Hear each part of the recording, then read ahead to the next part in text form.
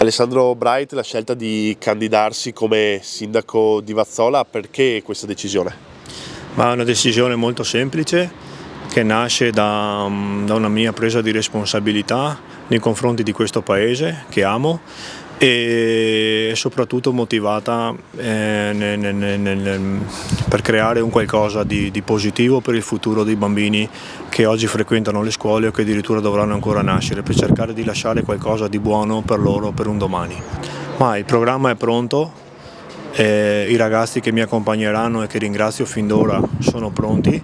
Sarà un programma in continuità con quello già iniziato con questa tornata col sindaco Zanon, che ringrazio. E l'unica cosa che ho chiesto ai ragazzi che si candidano, che mi supportano, è amore per il proprio territorio. Il programma comunque è in continuità con quello che è già stato fatto e con quello che la precedente amministrazione si era prefissata di fare.